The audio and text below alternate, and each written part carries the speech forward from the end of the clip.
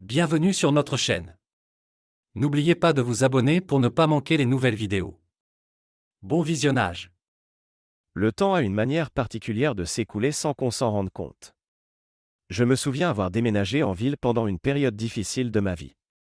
Les rues inconnues et l'horizon parsemé d'espoir et d'incertitude me semblaient écrasantes.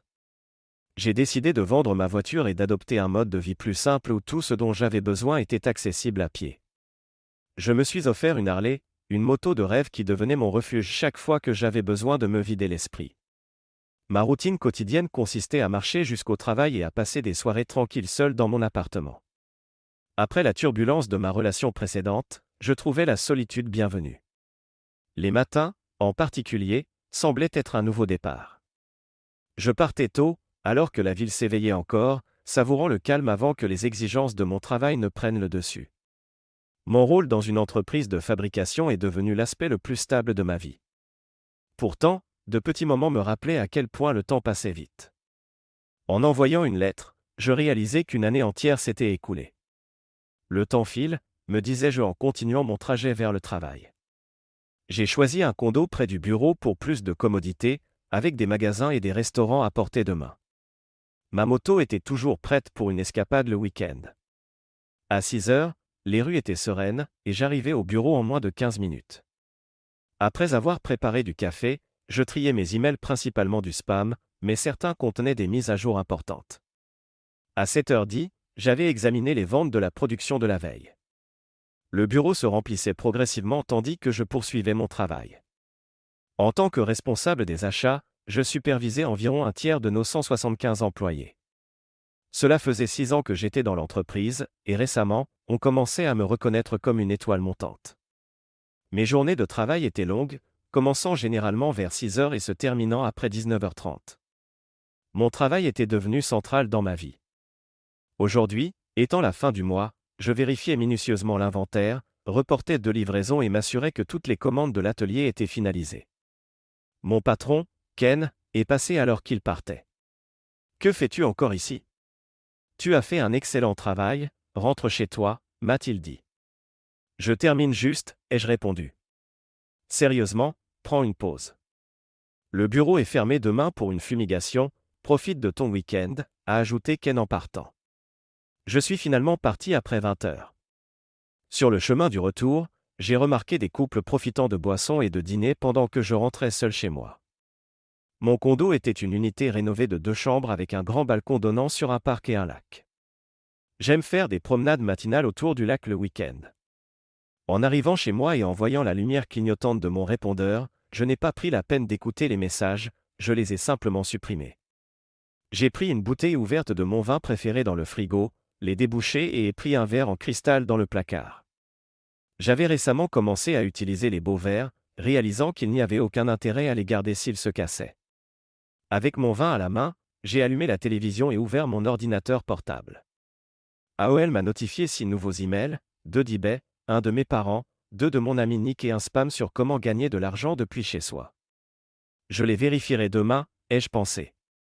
En allant dans la cuisine, que j'avais rénovée peu après mon emménagement, elle ressemblait à quelque chose sorti d'un magazine gastronomique, une cuisinière à 6 brûleurs, un double four, un réfrigérateur en acier inoxydable, des plans de travail en granit et une cave à vin.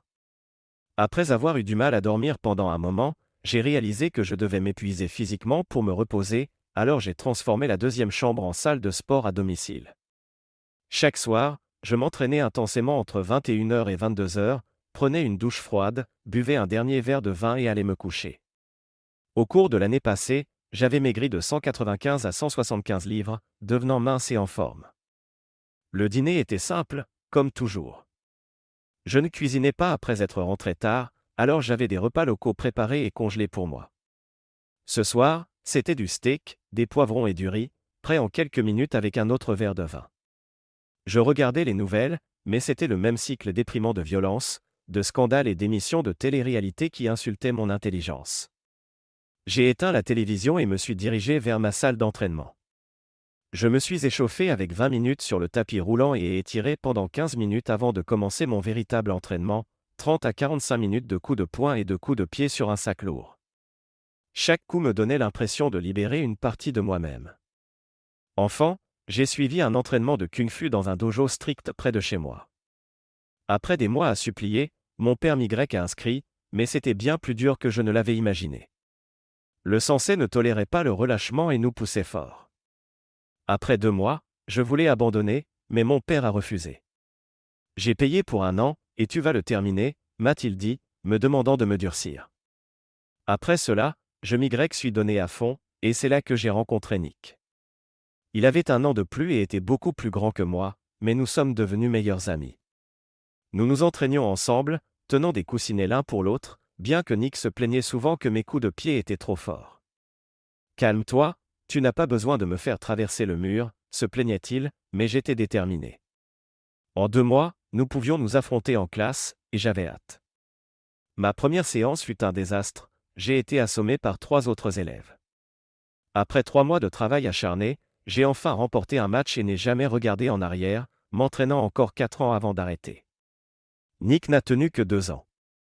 Au moment où j'ai obtenu ma ceinture noire de 2e degré, j'étais plus intéressé par les filles, bien que mon sensei m'ait supplié de rester. J'en avais fini, et nous nous sommes séparés en bons termes. Je visitais le dojo de temps en temps, mais j'ai fini par arrêter, jusqu'à il y a quelques mois. Il était presque 23 heures, et j'étais trempé de sueur après mon entraînement. J'ai enlevé mes vêtements, les ai jetés dans le panier à linge et suis entré dans la douche. L'eau froide m'a revigoré, et en regardant mes mains rouges et enflées, j'ai lavé la saleté. J'avais coupé mes cheveux courts et porté une barbe de 10 jours. Après m'être lavé les cheveux et brossé les dents, je me suis séché et essuyé le miroir. Je voyais mon reflet, mais je me demandais si j'étais vraiment vivant. Le samedi matin, j'ai envoyé un email à Nick, « Si Lisa ne t'a pas fait vendre ta moto, retrouve-moi pour le petit déjeuner à 8 h dimanche au petit resto familial sur la 321. » J'adore ma Harley. J'avais conduit des voitures de sport, mais rien ne comparait à la liberté d'être sur ma moto, le grondement du moteur, le vent et la sensation de vulnérabilité étaient exactement ce dont j'avais besoin. J'avais abandonné mon casque il y a des mois, ne portant que des lunettes de soleil et parfois une casquette. À 9 h 30 le samedi, j'ai pris la route. Un seul autre motard m'a dépassé, me faisant le signe de la paix. La plupart des motards occasionnels avaient rangé leur moto pour l'hiver, mais nous, les purs et durs, attendions la première neige. Ayant besoin d'une vidange, je me suis dirigé vers le concessionnaire. « Juste une vidange », ai-je dit au technicien. Il m'a répondu que ça prendrait environ 1 heure, alors j'ai flâné dans la salle d'exposition. Une moto personnalisée vert citron a attiré mon attention. J'ai enjambé la selle et l'ai admirée. Le vendeur s'est approché. « Belle bécane », ai-je dit. Il m'a expliqué qu'elle avait un moteur de 2008 avec seulement 2200 miles, principalement des pièces Harley personnalisées, et m'a même proposé un essai. « Je ne peux probablement pas me l'offrir », ai-je répondu. Il a mentionné que le propriétaire était ouvert aux échanges, alors je lui ai parlé de mon Ultra 2008. La minute d'après, je roulais sur la route avec la moto. Elle se maniait comme un rêve malgré les vibrations supplémentaires. J'ai rappelé le vendeur et lui ai demandé ce qu'il en pensait. Un peu plus de vibrations que je ne voudrais, mais elle roule bien, ai-je dit. Il a proposé de mettre le propriétaire en ligne. Quand j'ai demandé pourquoi il vendait, le propriétaire a expliqué que sa femme détestait le coussin de l'aile arrière, alors il devait prendre quelque chose de plus confortable. J'ai fait cette erreur une fois, plus jamais, ai-je dit. Tu as des sacoches pour ça, ai-je demandé. Oui, et un petit pare-brise amovible si ça t'intéresse, a-t-il répondu. 30 minutes plus tard, le couple est arrivé au concessionnaire avec les accessoires de la moto. Après quelques négociations, nous avons conclu l'affaire. 45 minutes et 88 000 $ plus tard, je suis reparti avec leur moto, et eux avec la mienne, définitivement un gagnant-gagnant. J'ai pris rendez-vous pour la semaine suivante afin de changer le siège et d'ajouter un amortisseur arrière. Après 100 miles, mon dos ne supportait plus la conduite rigide. En arrivant au dîner, Nick m'attendait déjà avec un café. « Quand as-tu eu cette beauté ?» m'a-t-il demandé en admirant ma nouvelle acquisition. « Hier, j'ai échangé mon Ultra contre ça. Qu'en penses-tu » ? « Bon sang, c'est génial », a-t-il répondu, passant les 20 minutes suivantes à l'admirer et à souhaiter avoir le courage de faire un échange similaire. « Lisa m'éliminerait si je ramenais ça à la maison », a-t-il dit. Après avoir commandé le petit déjeuner, je lui ai raconté l'échange, et nous avons rattrapé le temps perdu. Les affaires étaient en baisse pour moi à cause de l'économie, mais je lui ai dit que nous aurions quand même un bon 4e trimestre après avoir sécurisé de nouveaux distributeurs. Nick m'a confié que son entreprise avait licencié près de 10% de ses employés et qu'ils essayaient juste d'éviter la faillite. Je n'aurais jamais pensé être heureux juste d'avoir un emploi, a-t-il dit. Je continue de dire au gars d'être reconnaissant d'avoir encore du travail. Nous avons parlé du travail de Lisa à l'hôpital, qui était sécurisé mais épuisant. Parfois, elle est tellement fatiguée que je dois aller la chercher à 3 heures parce qu'elle ne peut pas rentrer seule, a dit Nick. Nick a hésité avant de me dire que Lisa et Carol restaient en contact et que Carol demandait parfois de mes nouvelles. Non, ai-je dit brusquement, je ne veux pas en entendre parler. Il a changé de sujet et m'a mentionné une rumeur selon laquelle j'avais eu des ennuis au dojo. J'ai entendu dire que tu avais fait le ménage avec le nouveau combattant du sensei, a-t-il dit en riant. Ce n'était pas grand-chose, ai-je répondu. Il était arrogant après avoir mis quelqu'un KO sur le ring, alors je lui ai donné quelques coups de pied latéraux. Peut-être un peu trop fort, mais il ne se protégeait pas bien. Nick a ri. Tu ne fais jamais les choses à moitié. Nous avons discuté encore 1 heure avant que Nick ne doive partir. Il m'a invité à dîner avec la famille de Lisa, mais j'ai décliné, invoquant le travail. Tu ne peux pas te cacher éternellement, m'a taquiné Nick avant de prendre ma moto pour un essai. Quand il est revenu, les yeux écarquillés, il a dit, il m'en faut une comme ça. C'est bien plus rapide que ma White Glide, même si je ne voudrais pas prendre un virage serré avec. Je lui ai dit de rester calme et de ne pas suivre mon exemple fou. Il est rentré chez lui, et j'ai pris la route pour une longue balade l'après-midi sur ma nouvelle moto verte. Vers 18h30, je me suis arrêté dans un dîner pour un repas rapide, un burger, des rondelles d'oignon et un Dr Pepper, tout en gardant un œil sur ma moto par la fenêtre. Un groupe de filles s'est garé à côté, et l'une d'elles est montée dessus, ce qui ne m'a pas plu. Comment aimerais-tu que je m'asseye dans ta voiture avec les pieds sur le tableau de bord, ai-je demandé, les surprenant. 2 ont sauté en arrière, et celle sur la moto a demandé si c'était la mienne. Oui, et personne ne t'a appris à ne pas toucher aux affaires des autres, ai-je dit. Je ne savais pas. Ma mère et mon père l'auraient volée, a-t-elle répondu nonchalamment. Comment est-ce qu'elle roule, et comment quelqu'un peut-il s'asseoir sur ce petit siège arrière? Elle roule bien, et je m'en fiche du siège arrière puisque personne n'y monte, ai-je répondu, agacé. Maintenant, descends de ma moto. Comme si j'allais la ruiner avec mes 47 kilos, a-t-elle rétorqué. Et je ne roulerai pas avec toi même si tu me suppliais. Elle est entrée dans le dîner, et j'ai secoué la tête avant de retourner à ma table. Les filles se sont assises au comptoir, me jetant des regards de temps en temps. En payant l'addition, la brunette maigre s'est approchée de moi. Je te donne une autre chance, a-t-elle dit. Tu ressembles à un chiot perdu, et j'aime les chiots. Tu peux me ramener chez moi pour t'excuser d'avoir été grossier. Surpris, je n'ai pas objecté. 5 minutes plus tard, nous roulions vers la ville. Plus je roulais vite, plus elle s'accrochait fort. En arrivant chez elle, elle s'est plainte du siège et m'a tendu son numéro. Appelle-moi quand tu auras réparé le siège, a-t-elle dit en montant chez elle. Au fait, je m'appelle Pam. Jolie mais autoritaire, ai-je pensé en glissant son numéro dans ma poche. La fin du mois s'est bien passée. J'ai obtenu une réduction de 5% sur 2 fournisseurs, ce qui m'a valu des éloges. Continue comme ça, et il pourrait y avoir une prime cette année, m'a-t-on dit. J'ai acheté un nouveau siège rempli de gel et un amortisseur arrière pour ma moto, la rendant bien plus confortable.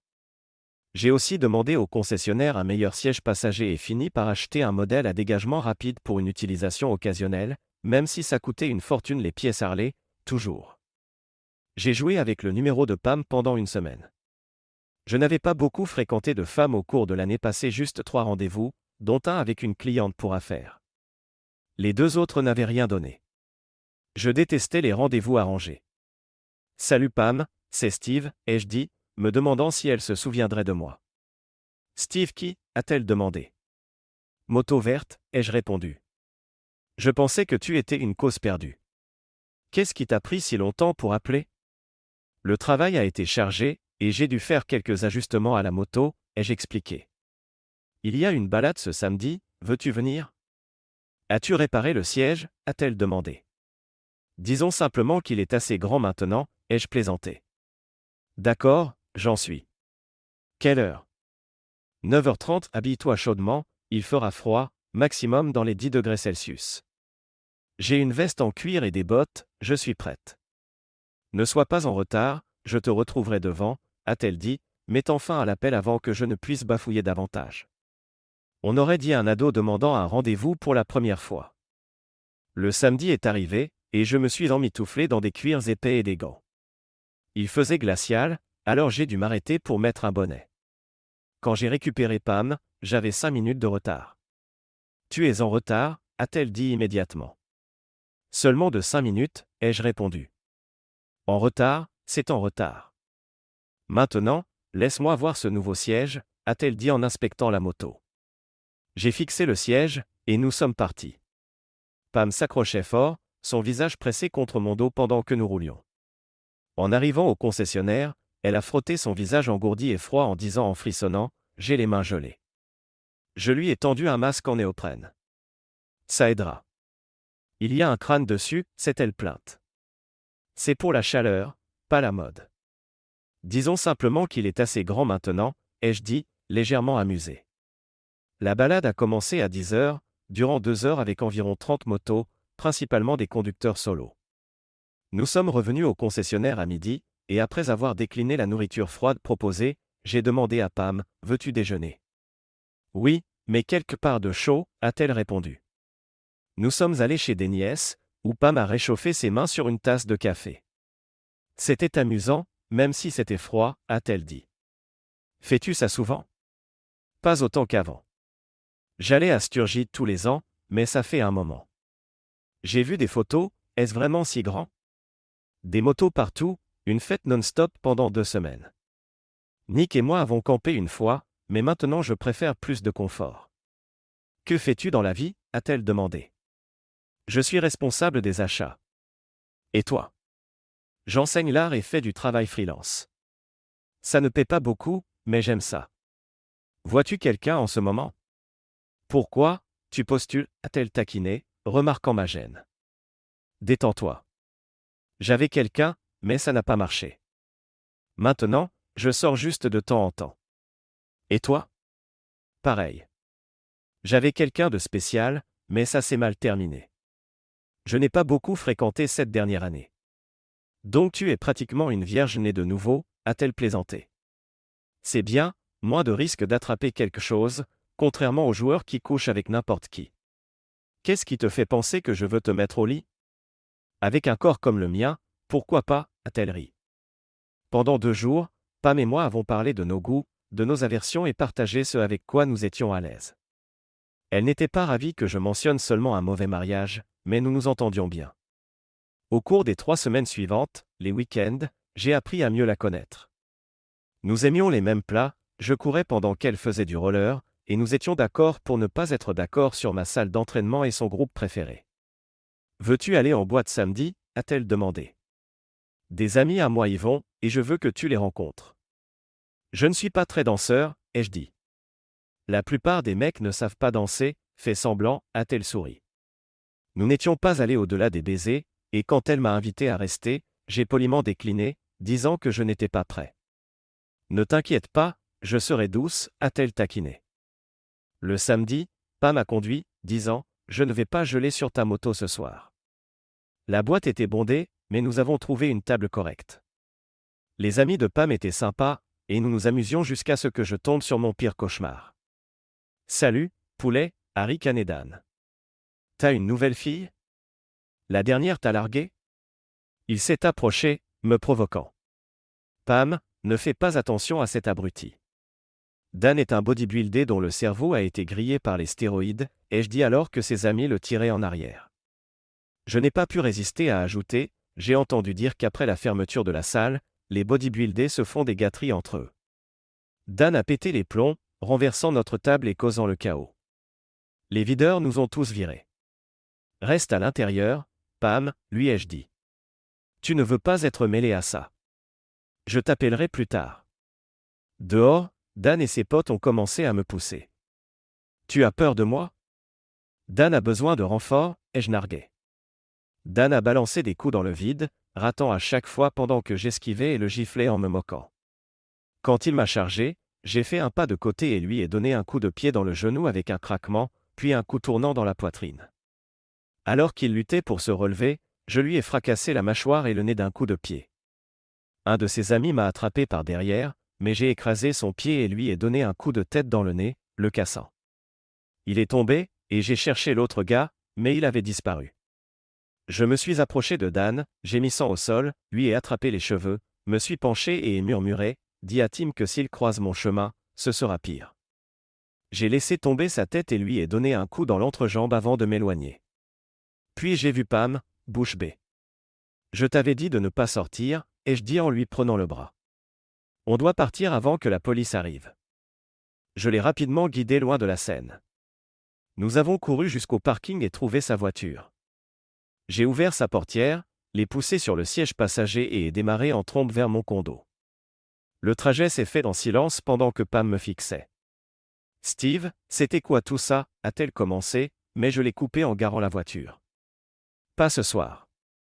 On parlera plus tard, mais pas maintenant, ai-je dit en levant la main. Es-tu en état de conduire? Je vais bien, mais pas ce soir, l'ai-je interrompu, la surprenant. Je t'appellerai. Je suis sorti, me suis retourné pour m'assurer qu'elle allait bien, puis suis entré dans mon immeuble. À l'intérieur, j'ai claqué la porte et jeté mes clés contre le mur. Bon sang, Carole, je te hais, ai-je crié, arrachant ma veste et frappant le mur encore et encore. Le lendemain matin, je me suis réveillé vers 6 heures, assis par terre dans ma salle d'entraînement, encore habillé, trempé de sueur. Mon esprit était engourdi, mais mes mains palpitaient, coupées, enflées et rouges. L'eau glacée piquait pendant que je trempais mes mains, alternant entre chaud et froid pendant des heures pour réduire le gonflement. Heureusement, rien n'était cassé, mais je savais que je ne frapperais pas le sac lourd de sitôt. Plus tard, j'ai trouvé un vieux baume pour mes poignets, bien qu'il n'en restât plus beaucoup. Au moins, c'est dimanche, ai-je pensé, un jour pour me reposer, à moins que quelqu'un ne vienne frapper à ma porte. 2 semaines plus tard, la police m'a retrouvé. Steve Moore, a demandé un des officiers à ma porte. Oui, ai-je répondu. Une plainte officielle a été déposée. Nous avons besoin que vous veniez au poste pour faire une déclaration, a dit le deuxième officier. J'ai accepté, pris ma veste et passé les 2 heures suivantes à tout expliquer. Oui, je connais Dan. Non, je ne connais pas les 2 autres. Dan a commencé la bagarre dans la boîte, et ils m'ont attaqué dehors. Je me défendais. Il y a des témoins, demandez aux gens à notre table et aux videurs. Les officiers ont confirmé mon histoire, mais l'un était encore en colère. Tu as presque éliminé un gars, et l'autre sera sur des béquilles pendant des mois. Tu n'avais pas besoin de les mettre KO comme ça. J'avais peur pour ma vie. Comment savais-je s'il n'avait pas d'armes? Je voulais juste que ça s'arrête vite, ai-je dit. Tu as provoqué Dan pour qu'il frappe en premier, puis tu l'as assommé. Qu'est-ce qu'il a fait pour mériter ça? A demandé l'officier. Vous ne comprendriez pas à moins d'avoir été là. Maintenant, si je ne suis pas inculpé, j'aimerais rentrer chez moi. Nick est venu me chercher. Ils disent que tu as presque mis KO 2 gars, a-t-il dit en quittant le poste. Pas les 2, juste un. Je ne veux pas en parler, ai-je répondu. Peut-être que tu devrais parler à quelqu'un de ta colère, a suggéré Nick. Je n'ai pas de problème de colère. Laisse tomber, ai-je répliqué sèchement. Ok, je m'inquiète juste pour toi, a dit Nick. Je sais, ça a été une longue nuit. N'en reparle plus. Il y avait 3 autres messages de Pam sur mon répondeur, et comme avant, je les ai supprimés. Mais elle n'a pas abandonné. Pendant les 3 premières semaines, elle appelait 5 fois par semaine, puis 3, puis 2, et enfin 1 fois par semaine, toujours le vendredi. C'est moi, Pam, encore, commençait toujours son message. Juste pour voir si tu es libre pour dîner ou discuter demain. Oh, et à partir du mois prochain, j'attendrai devant ta porte au lieu d'appeler. Juste un petit avertissement. Bonne nuit. Cette fille est tenace, ai-je marmonné en supprimant le message. Elle ne peut pas être sérieuse. Ou peut-être que si. Je suis retombé dans ma routine habituelle, travail, maison, manger, m'entraîner. Nick m'a appelé quelques fois, m'invitant à dîner ou à voir un match, mais je déclinais généralement. J'ai passé Thanksgiving avec Nick et Lisa, leur envoyant une liste de sujets à ne pas aborder. Le dîner était tendu, comme toujours, avec l'éléphant dans la pièce non mentionnée. Ensuite, je les ai remerciés et ai pris un taxi pour rentrer. Le lendemain, Pam m'a laissé un court message. Puisque je n'ai pas de nouvelles de toi, je suppose que je camperai devant ta porte la semaine prochaine. Ne t'inquiète pas, j'apporte un oreiller. À vendredi. Elle ne ferait pas ça, si, ai-je pensé. Mais au fil de la semaine, j'ai réalisé que je serais heureux de la revoir. Pam était incroyable, et malgré ma réticence à revisiter le passé, elle ne prenait pas un non pour réponse. Le jeudi, j'étais anxieux, et le vendredi, j'étais inutile au travail. Je regardais juste l'horloge. Gros rendez-vous ce soir, a demandé Ken en passant devant mon bureau. Quoi, ai-je sorti de ma rêverie. Ça doit être une sacrée fille pour te déstabiliser comme ça, a-t-il ri. Sors d'ici, tu ne sers à rien aujourd'hui. Passe une bonne soirée, et à lundi. J'ai quitté le bureau, pris ma voiture de société et me suis retrouvé à rouler vite vers chez moi, le cœur battant. Calme-toi, elle ne viendra peut-être même pas, me suis-je dit en ralentissant. J'ai garé près de mon immeuble et attendu dans la voiture pendant plus d'1 heure, surveillant l'entrée. J'ai passé des appels, revu des propositions et gelé dans le froid, toujours aucun signe d'elle. Frustré, j'ai décidé qu'elle se moquait de moi. En me dirigeant vers mon condo, j'ai vu Pam assise sur un oreiller devant ma porte. Es-tu toujours aussi en retard? Pas étonnant que tu n'aies pas de vie, a-t-elle dit en se levant. S'il n'y avait pas eu une gentille vieille dame, j'attendrais encore dehors. Ne vas-tu pas m'inviter à entrer, a-t-elle demandé, tenant un coussin de canapé. J'ai souri en ouvrant la porte, et nous sommes entrés. J'ai presque gelé en t'attendant. Je ne pense pas que j'aurais tenu plus longtemps, a dit Pam en jetant sa veste et son oreiller sur une chaise et en se dirigeant vers la cuisine. Donne-moi une seconde, ai-je répondu en accrochant mon manteau et en desserrant ma cravate. Eh bien, j'attends, a-t-elle dit, les mains sur les hanches. Pourquoi, ai-je demandé en démarrant le café. Pour des excuses pour avoir ignoré mes appels et m'avoir laissé avec 1 million de questions. Mes amis me demandaient des nouvelles du psychopathe que je fréquentais, qui a mis 2 gars à l'hôpital. Ça ne s'est pas passé tout à fait comme ça, ai-je dit. Ils s'en sont sortis facilement. Facilement? Ils ont été emmenés sur des civières, a-t-elle répliqué. Ça aurait pu être des sacs mortuaires, ai-je répondu calmement. Tu as de sérieux problèmes. Parlons-en autour d'un dîner. Qu'est-ce qu'il y a au menu? Bien. De quoi as-tu envie, ai-je demandé. N'importe quoi sauf du poulet. Je ne peux pas en manger après avoir vu comment c'est traité. Que dirais-tu d'un sauté de bœuf, d'un alfredo aux fruits de mer ou d'un steak au poivron, ai-je demandé en fouillant le congélateur. Tu cuisines ça, a-t-elle demandé. Non, je les achète congelés chez Tony S. J'en prends 6 tous les lundis et je les réchauffe quand je suis trop occupé pour cuisiner. Mais avec une cuisine comme la tienne, tu ne cuisines pas? Seulement quand j'ai le temps ou des invités, ai-je dit. Allons-y pour un repas congelé ce soir et discutons du petit déjeuner plus tard, a-t-elle dit en finissant son café. J'ai choisi l'Alfredo, et elle a pris le sauté. Elle était impressionnée par ma cave à vin, même si elle ne contenait que quelques bouteilles. J'achète juste ce que j'aime, ai-je expliqué. Pendant le dîner, Pam m'a enfin demandé, que vas-tu me raconter de ton histoire? C'est simple. J'ai rencontré Caroline à l'université, on s'est mariés, on a eu quelques bonnes années, puis tout s'est effondré. Voilà tout. J'ai lu plus de détails dans des notes de bas de page, a dit Pam. Elle a ensuite partagé son histoire. Ça a commencé quand sa mère est partie alors qu'elle était bébé. Elle a vécu avec ses grands-parents jusqu'à leur mort, puis avec son père et sa petite amie jusqu'à ses 18 ans. Elle a obtenu une bourse pour une école d'art, mais son père a fini en prison pour trafic de pilules. Pour joindre les 2 bouts, elle a servi dans des restaurants, fait des portraits et même posé pour des cours d'art. Une partie a attiré mon attention. C'était de l'art, pas un club de striptease, a-t-elle ajouté rapidement. Pam a ensuite décrit son mariage de courte durée avec Rob, qui est devenu contrôlant. Je suis tombée enceinte en espérant que ça nous rapprocherait, mais ça n'a fait qu'empirer les choses.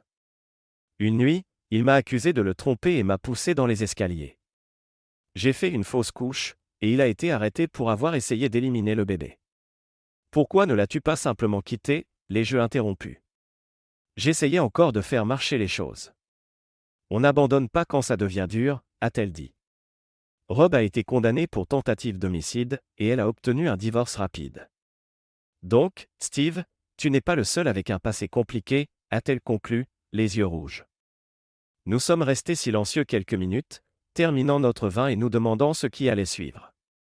J'ai besoin d'une douche avant de me coucher, a dit Pam en se levant. Puisque je n'ai pas apporté de vêtements, je vais devoir emprunter quelque chose à toi. Alors bouge-toi si tu veux que je sois au lit ce soir, a-t-elle ajouté avec un sourire. Tu pourras dévoiler ton âme demain, a-t-elle taquiné en allant à la cuisine avec nos verres. Je lui ai montré la salle de bain. Je vais te prendre une brosse à dents. Besoin d'autre chose. Tu es tellement préparé. Ça ira pour ce soir.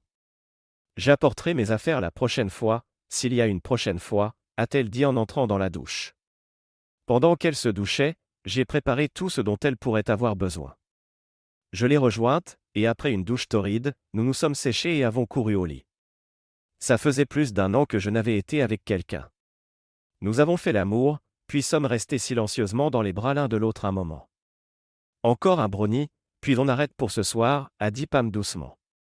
Nous nous sommes endormis ensemble, bien qu'elle se soit endormie en premier. Je savais que demain serait difficile, elle voudrait des réponses, surtout après s'être ouverte à moi. Je n'étais pas sûr d'être prêt, mais je ne voulais pas qu'elle parte.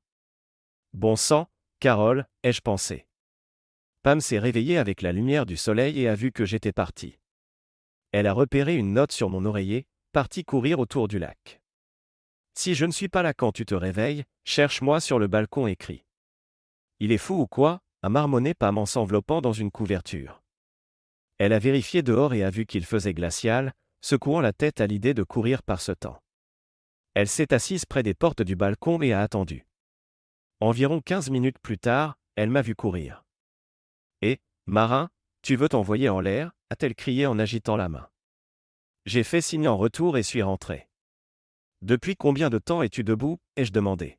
« Environ 20 minutes. »« Il ne fait pas froid dehors ?»« Pas si tu continues à bouger. »« Courir me donne un high matinal » ai-je dit en allant à la salle de bain. « Donne-moi 1 minute pour me doucher, puis je te ferai un petit déjeuner. » En entrant dans la douche, Pam m'a suivi. « Tu m'as lavé le dos, alors je vais te rendre l'appareil » a-t-elle dit avec un sourire. Entre la douche et d'autres activités, le petit déjeuner a été retardé de plus d'1 heure. Après 2 douches et beaucoup de plaisir, nous nous sommes enfin habillés. Café, thé ou chocolat chaud, ai-je demandé. Le café semble parfait, a répondu Pam. Tu as le choix, pancakes, gaufres, omelettes ou crêpes aux fruits. Mais il ne nous reste que des saucisses en maillot. Saucisses en maillot seulement ? Qu'on lui coupe la tête, rit Pam. Prenons des crêpes aujourd'hui et des gaufres demain. Confiante, hein, ai-je taquiné. De moi, oui. De toi, pas tant que ça, a-t-elle répondu en plaisantant. Que dirais-tu du petit déjeuner d'abord, puis des questions. Ou on pourrait juste rester au lit toute la journée, ai-je suggéré. Faisons les deux, a-t-elle souri. Pendant que nous mangions, je me demandais comment partager mon histoire sans passer pour un idiot. C'était délicieux. Je ne réalisais pas à quel point j'avais faim, a dit Pam en se frottant le ventre. Reste-t-il du café, a-t-elle demandé. Juste assez pour toi, ai-je répondu en débarrassant la vaisselle. Alors, on commence ici ou au lit, a demandé Pam avec un sourire. Je préférerais nu au lit, mais tu me distrairais probablement. Commençons ici, puis allons dans la chambre. Je veux toute l'histoire. On a le week-end, alors nommez rien, a-t-elle dit. D'accord, que veux-tu savoir, ai-je demandé. Depuis combien de temps as-tu un tempérament aussi explosif, a insisté Pam. Je n'en ai pas, ai-je dit sur la défensive. Mais cette nuit en boîte, a-t-elle continué. Ça couvait depuis longtemps.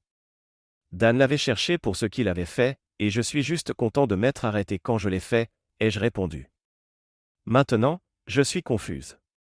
Dis-moi juste ce que je dois savoir, a dit Pam en se pelotonnant sur le canapé.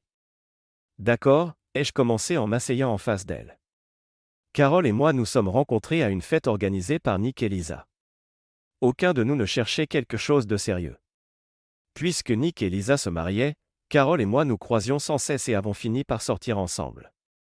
C'était une fêtarde, et je devais souvent la sortir de situations compliquées. Elle flirtait avec les mauvais gars, ce qui causait des problèmes, alors j'ai arrêté de l'appeler après 2 semaines. Carole m'a confronté. Tu ne m'aimes plus, a-t-elle demandé.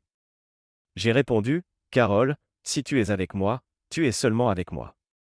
J'en ai marre que tu flirtes avec tout le monde. Elle a demandé, alors, on est exclusif maintenant? Ouais, je suppose, ai-je dit. À partir de là, nous étions un couple. Au mariage de Nick et Lisa, Carole a dit que le nôtre serait plus décontracté.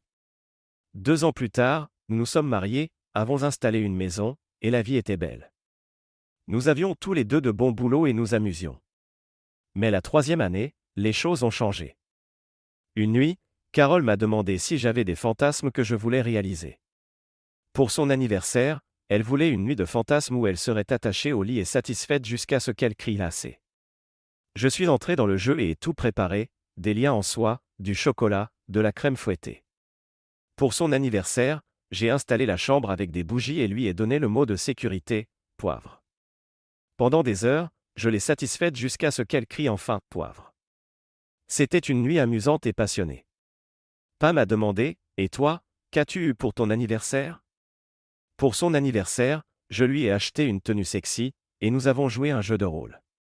Je l'ai envoyée dans un bar, j'ai regardé des gars essayer de la draguer, puis je suis entré en prétendant être son proxénète. Ensuite, nous avons dîné dans un bon restaurant et sommes rentrés pour une nuit de sexe incroyable. L'année suivante, pour son anniversaire, je devais être son esclave pour la nuit. Ça ne s'est pas bien passé. Nous sommes allés dans une boîte de danse, et j'ai passé la soirée à aller chercher des verres pendant que des gars la draguaient. C'est là que j'ai rencontré Dan et son pote Tim. Ils ont dansé avec Carole et flirté avec elle toute la nuit. Dan m'a même donné $20 en disant « Va nous chercher une autre tournée, garçon ». Carole l'a soutenu en disant « Tu as promis, va chercher le verre ». Quand je suis revenu, Dan et Carole se frottaient sur la piste de danse. Furieux, je lui ai dit qu'il était temps de partir, mais Dan a crié « Pourquoi tu n'attends pas dans la voiture, garçon ?» J'ai attrapé Carole et dit « Poivre », le mot de sécurité. Elle a enfin accepté de partir, mais a embrassé les 2 gars sur la joue avant de sortir. Le trajet du retour s'est fait dans silence. En rentrant, Carole a dit « C'était amusant. » Amusant? J'étais humilié. Tu dansais comme une prostituée bon marché, laissant ces gars te tripoter, ai-je dit, furieux. Et si j'avais fait la même chose avec une fille pendant que tu attendais ton tour? C'était juste une blague, un fantasme, a insisté Carole, mais j'étais trop énervé pour écouter. Tu es allé trop loin, lui ai-je dit, me servant verre après verre. Quand elle a essayé de me toucher, je lui ai dit, ne me touche pas avant d'avoir enlevé l'odeur de ces gars. Carole est allée se coucher, et je me suis évanoui sur le canapé. Le lendemain matin, je me suis réveillé avec une gueule de bois et une bouteille vide de Jack Daniels. Pendant les 2 jours suivants, nous avons à peine parlé jusqu'à ce qu'elle explose au dîner, passe là-dessus, Steve. J'ai poussé trop loin, mais personne n'a été blessé, et nous sommes toujours mariés. Quel est le problème? A-t-elle crié. Bien. Pour mon anniversaire, je veux un plan à 3 avec 2 autres femmes, ai-je dit. Tu veux dire moi et une autre femme? A-t-elle demandé. Non, moi et 2 autres femmes, et tu regardes juste, ai-je répondu. Ok, si c'est ce que tu veux, a-t-elle dit. J'ai fait mes valises et lui ai dit, je t'appellerai pour te dire où envoyer le reste de mes affaires. Je ne suis pas partageur ni échangiste, Carole. Je suis parti en l'entendant crier quelque chose alors que je sortais. J'ai fini dans un bar Holiday Inn où Nick m'a retrouvé. Veux-tu que je lui dise que je t'ai trouvé? A-t-il demandé. Pas encore. Nous avons des idées différentes sur ce que signifie être infidèle et douter de mon mariage, ai-je dit en descendant une autre bière. Nick a dit, elle est juste énervée parce que je ne vais pas dans son sens. Elle se frottait à ses gars pendant qu'il m'appelait garçon, et elle ne pense pas avoir fait quelque chose de mal. Nick a plaisanté, eh bien, je suppose que tu ne tenteras plus ce fantasme, mais il a vite réalisé que ce n'était pas drôle. Désolé, mauvaise blague. Mais tu ne vas pas vraiment la quitter, si? Pas cette fois, mais si ça recommence, j'en ai fini, ai-je répondu. Après quelques jours, je suis rentré, et le sexe de réconciliation était incroyable. Les choses allaient bien jusqu'à mon prochain anniversaire. Prêt pour ce plan à 3. M'a taquiné Carole. J'ai trouvé 2 filles canon, ai-je dit, frustré. C'était une blague. Elle a alors suggéré un massage en couple par un autre couple. Le massage a commencé avec nous deux allongés côte à côte sur le lit, assez proches pour se toucher mais pas pour s'embrasser. La femme était magnifique, et le gars ressemblait à un dieu grec, tous deux à peine vêtus et huilés. Nous n'avions pas le droit de les toucher. Alors que je sentais les mains de la femme sur mon dos, j'ai soudain réalisé que le gars massait Carole. C'est là que j'ai mis fin à la séance. Carole semblait déçue, visiblement en train de s'amuser. J'ai payé le couple et les ai renvoyés. En revenant, Carole a souri, c'était intéressant. Tu n'as pas aimé ton massage ? Je ne lui ai pas parlé du reste de la journée. Le lendemain matin au petit déjeuner, j'ai demandé, te faire masser par un mec faisait partie de tes fantasmes. Je pensais que c'était mon cadeau d'anniversaire. Nous nous sommes amusés tous les deux, et aucun mal n'a été fait, a-t-elle répondu. Avec le recul, je regrette de ne pas avoir parlé à ce moment-là. Mon silence lui a fait penser que j'étais d'accord. Je lui ai dit qu'on devrait arrêter les fantasmes, mais le mal était fait. Elle croyait pouvoir faire ce qu'elle voulait sans conséquence. Après 2 heures de discussion, j'avais soif, alors j'ai pris un verre de jus et me suis assis à côté de Pam. Les choses ont dégénéré, ai-je admis, et Pam a haussé les épaules. On a tous fait des choses dans le feu de l'action. C'est humain. Nous avons débattu des options pour le dîner et avons fini dans un restaurant italien. Autour d'un verre de vin, Pam a dit, ça ne semble pas être le pire mariage de tous les temps. Ce qu'elle a fait après était bien pire. Je te raconterai après le dîner, ai-je répondu alors que notre nourriture arrivait. Sur le chemin du retour, glacial, j'ai continué. Carole ne me disait pas ses plans pour son prochain anniversaire. Elle disait juste que ce serait une nuit mémorable. Le vendredi, je ne savais toujours pas ce qu'elle avait en tête. Après le dîner, elle m'a conduit dans la chambre, m'a déshabillé et m'a attaché avec des menottes et des sangles en cuir. C'était censé être amusant, mais ensuite j'ai entendu la sonnette. Mon cœur s'est emballé, terrifié à l'idée que ce soit Nick et Lisa. Ce n'était pas eux. Pam et moi sommes arrivés à mon condo, et elle a protesté quand j'ai arrêté. Fini l'histoire, a-t-elle dit en s'installant sur le canapé. J'ai besoin d'un verre d'abord, ai-je répondu en prenant 2 Corona. Je n'ai jamais raconté cette nuit à personne, et ça va me mettre de mauvaise humeur. Tu n'es pas obligé si tu ne veux pas, m'a rassuré Pam.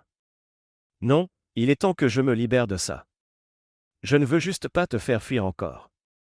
Je ne vais nulle part, a dit Pam. D'accord, mais sois prévenu, ai-je répondu.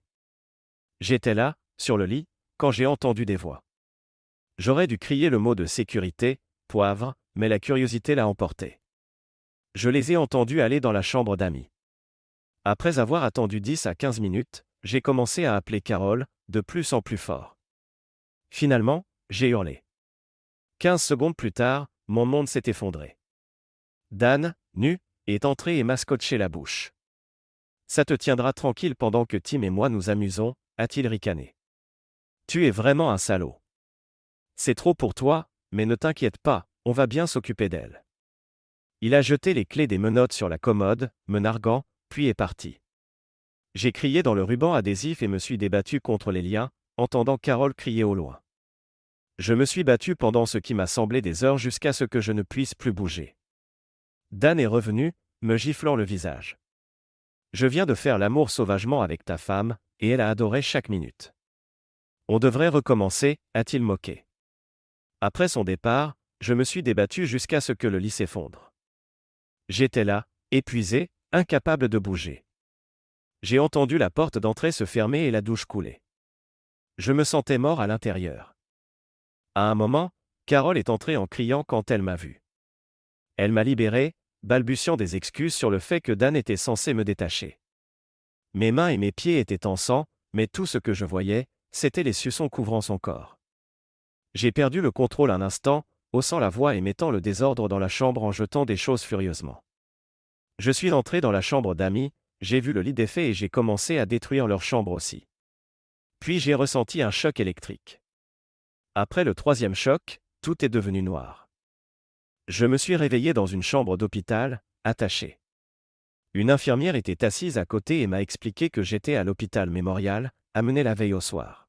« Comment vous sentez-vous » a-t-elle demandé. Fatigué, et mes mains me font mal, ai-je répondu. Vous avez perdu beaucoup de peau, mais vous vivrez, a-t-elle dit avant de partir. Le médecin est entré ensuite. Vous avez meilleure mine aujourd'hui. Je vais enlever les entraves, a-t-il dit. Vous avez des cicatrices, mais elles s'estomperont avec le temps. Vous êtes libre de partir, mais vous aurez besoin de médicaments contre la douleur et de pommades pour vos mains. La police dit qu'aucune charge n'a été retenue. Oh, et vous n'avez pas de vêtements. Ça va, je vais appeler un ami, l'ai-je assuré. Nick m'a apporté des vêtements et a demandé ce qui s'était passé la veille. Carol est venue chez nous en pleurant, disant que tout avait mal tourné, a-t-il dit. Nick, écoute bien. Ne mentionne plus jamais cette nuit ou Carol. Si tu le fais, tu ne me reverras plus. Maintenant, ramène-moi chez moi sans parler, l'ai-je averti. Nous avons roulé en silence. Je savais que Nick avait beaucoup de questions, mais je n'étais pas d'humeur à parler. Je l'ai remercié en sortant et suis entré dans mon immeuble. Sans clé, je suis allé chez le gérant et lui ai demandé de me laisser entrer. Monsieur Kelly a ouvert la porte, et nous sommes entrés dans un désordre, meubles et vêtements partout. Steve, je ne te mets pas dehors, mais tu dois trouver un nouvel endroit dans les 90 jours. Désolé, a-t-il dit avant de partir.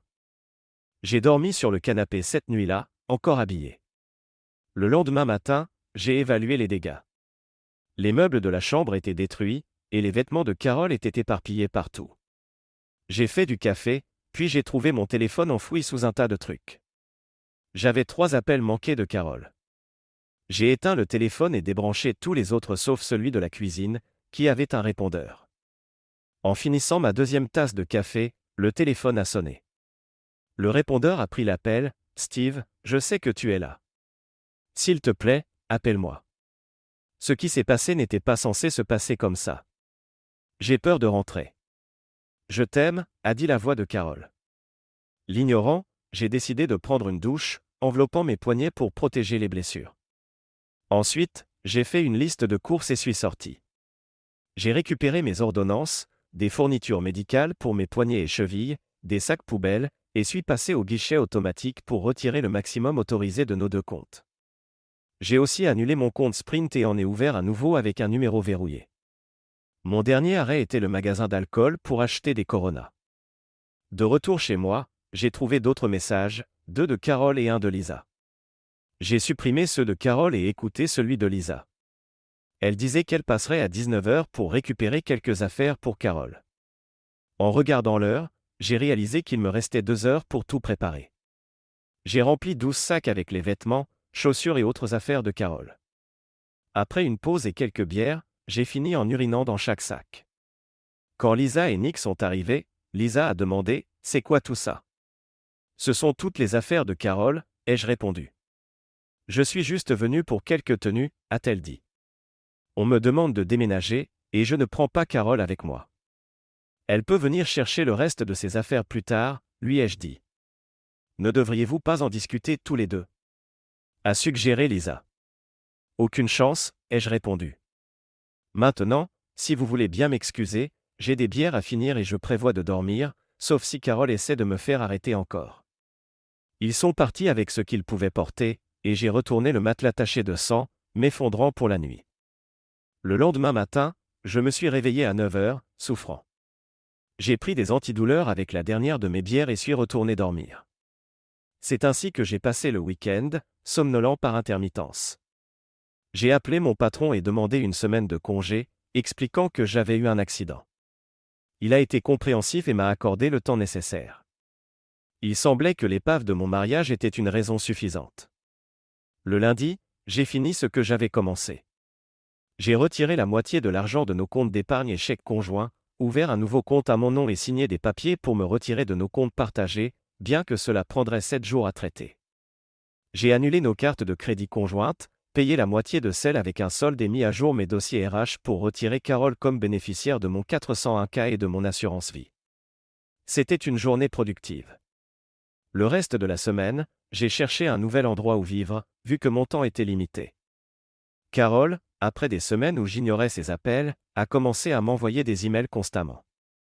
Je ne sais pas pourquoi elle ne passait pas simplement, mais peut-être se souvenait-elle de notre dernière confrontation. Finalement, J'ai répondu à un de ses emails, notre mariage est fini, Carole. S'il te plaît, laisse-moi tranquille. J'espère que ta nuit avec Dan et Tim en valait la peine. À ma surprise, elle a répondu, je suis tellement désolé. Ce n'était pas censé se passer comme ça. Dan m'a dit qu'il t'avait libéré et que tu étais parti. Je ne pensais pas clairement, on a fumé quelques joints. Je vais te donner de l'espace. Je t'aime et tu me manques vraiment. J'ai fini ma bière et ai dit à Pam, maintenant, tu connais ma nuit infernale. Je l'aille encore plus que tu ne peux l'imaginer. Donc, c'est pour ça que tu t'en es pris à Dan. Que s'est-il passé avec Tim, a demandé Pam. J'ai engagé un détective privé il y a un mois. Je sais où il travaille, où il vit et son emploi du temps à la salle de sport. Après m'être occupé de Dan, je ne sais pas où il est maintenant, ai-je répondu, essayant encore de me calmer. Steve, pourquoi t'embêter avec Tim? Dan était le principal problème, et il est hors jeu, j'ai besoin de fermer ce chapitre, en commençant par Tim et en finissant avec Carole, ai-je dit. Tu me fais peur. Tu ne penses pas à faire du mal à Carole, si? Après ce que tu as fait à Dan, tu finiras en prison. Je ne lui ferai pas de mal physiquement. La douleur physique s'estompe. Elle mérite bien plus. Elle paiera, ai-je dit, marchant furieusement. Steve, laisse tomber. Vous n'êtes pas encore divorcé, mais tu es pratiquement libre. Signe les papiers et passe à autre chose, a plaidé Pam. Je ne peux pas la laisser s'en tirer si facilement. Elle a demandé à payer pour ce qu'elle a fait, ai-je crié, les yeux fous. Steve, je n'aime pas ce côté de toi. Tu ne pardonnes pas, tu veux juste te venger. Si tu vas jusqu'au bout, c'est fini entre nous, a dit Pam en prenant son manteau. Ne m'appelle pas après que ce sera fini. Au revoir, Pam, ai-je marmonné alors qu'elle partait. 2 semaines plus tard, j'ai confronté Tim alors qu'il ouvrait la porte de son appartement. On doit parler, ai-je dit en le poussant à l'intérieur. Écoute, c'était tout Dan, a-t-il bafouillé. Carole a tout organisé. On était censé te laisser participer. Je ne savais pas que tu étais encore attaché jusqu'à ce qu'on parte. Je suis désolé, mec, s'il te plaît, laisse-moi tranquille. Mon anniversaire est dans 2 semaines. Je veux que tu sois parti d'ici là. Si tu es encore là, je m'assurerai que tu ne puisses plus jamais faire l'amour. Compris. Tim a hoché la tête, terrifié. 2 semaines, ai-je dit en partant. Un de moins, un à aller. Pour 88 000 $, j'ai eu mon cadeau d'anniversaire. La veille, j'ai reçu un email, tout est prêt pour 9h30. Je suis allé au travail le mercredi dans la meilleure humeur que j'avais eue depuis longtemps. Tout le monde m'a souhaité un joyeux anniversaire, et il y avait même un gâteau. Plus tard, mon patron m'a emmené dîner, et je ne suis rentré qu'à presque 20h. Mon répondeur clignotait avec 25 messages, mais je les ai tous supprimés. J'ai pris une Corona et attendu ce que je savais venir. Juste avant 21h, on a frappé fort à ma porte. Je me suis assis avec ma bière, et pris une profonde inspiration et ai répondu.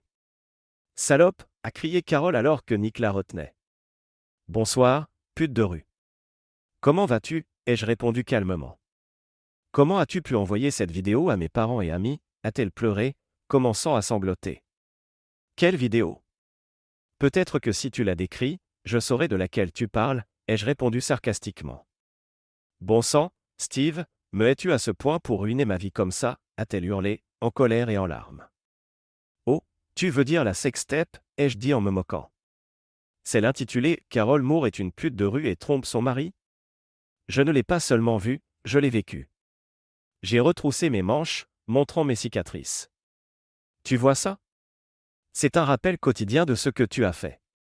Devrais-je te haïr? Absolument. Tu as détruit notre mariage. Sais-tu, Carole, au début, je pensais que Dan et Tim te faisaient du mal. J'aurais coupé mes mains pour te sauver, tellement je t'aimais. Mais tu as tout organisé avec eux et les as même laissés filmer, et je continuais alors qu'elle sanglotait plus fort. Tes parents, nos amis, ils m'ont tous blâmé pour la rupture. Peut-être qu'après avoir vu la vidéo, ils comprendront. Ou peut-être pas. Je m'en fiche maintenant. J'étais désolé. J'ai essayé de te parler, mais tu ne voulais pas écouter, a-t-elle pleuré.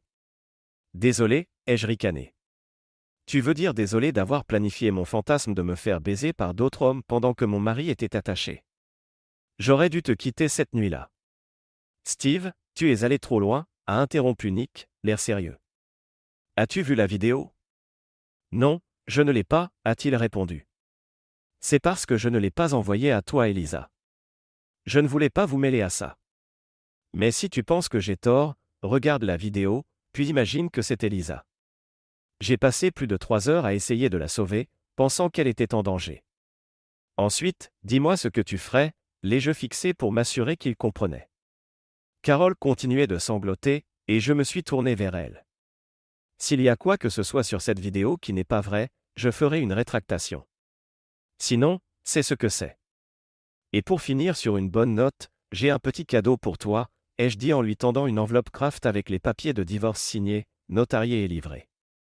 Si ça ne te dérange pas, j'ai des choses à faire. Le sexe était bien, mais le reste du mariage était nul. J'ai fermé la porte et me suis appuyé contre elle, sachant que c'était enfin fini. J'avais engagé un hacker pour envoyer la vidéo à ses parents et à tous les amis qui avaient pris son parti. J'aurais pu l'envoyer à son travail, à l'église de ses parents ou même au monde entier, mais je ne l'ai pas fait. Je l'ai juste posté sur 2 sites pour adultes, pensant que les revenus couvriraient les frais du hacker.